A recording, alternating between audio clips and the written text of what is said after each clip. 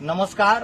આજે ખૂબ જ દુઃખ સાથે મારે કહેવું પડે છે કે મારા વિસ્તારના નર્મદા જિલ્લાના ગળદેશ્વર તાલુકાના ઝેર ગામ, પંચલા ગામ, લીમખેતર આ સાઈડથી વિદ્યાર્થીઓ અભ્યાસ માટે બોરિયા સ્કૂલ પાસે અભ્યાસ માટે જાય છે।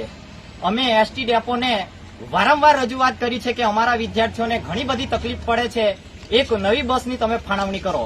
એમ છતાં પણ આ એસટી વિભાગનું પેટનું પાણી હલતું નથી।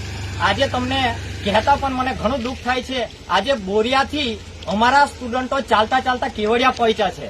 આજે આ મેં જે છું એ કેવડિયાથી આ વિડીયોની અંદર બોલું છું।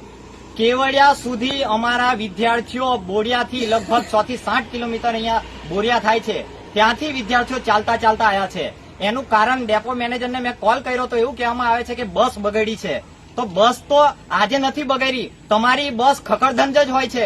વારંવાર મેં NSUI ના પ્રમુખ તરીકે રજૂઆતો કરી છે, આવેદન પત્ર આપ્યા છે, એમ છતાં પણ આ એસટી વિભાગનું પેટનું પાણી હલતું નથી।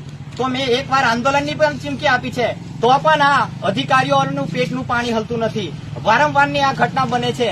અમારા વિસ્તારની અંદર ખખડધંજ આ લોકો બસ આપે છે। આજે પંચલા છે, ઝેર છે, અહીંયાથી 20 થી 15 કિલોમીટર થાય છે। આ વિદ્યાર્થીઓ જશે કઈ રીતે ત્યાં? આ બહુ મોટો પ્રશ્ન છે।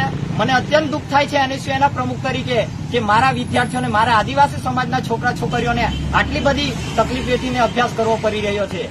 આ સરકાર વાતો કરે છે બેટી બચાવો, બેટી પઢાઓ, ક્યાં છે તમારું આ સૂત્ર? આજે અમારી બેટીઓ રાતે 10-10, 11-11 વાગે ઝેર છે, પંચલા છે એ ગામડાઓની અંદરથી અભ્યાસ કરે છે અને રાતે 10-10, 11-11 વાગે ત્યાં પહોંચે છે।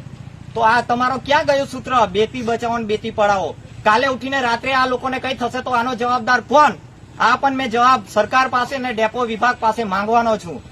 હવે પછી આવું થશે તો અમે નથી ચલાવી લેવાના। નર્મદા જિલ્લાની અંદર મોટું આંદોલન કરશું। પૂરી NSUI ટીમ અને આખું અમારા જેટલા પણ આદિવાસી વિદ્યાર્થીઓ જે અભ્યાસ કરે છે એમની સાથે રાખીને જિલ્લાની અંદર મોટું આંદોલન થશે।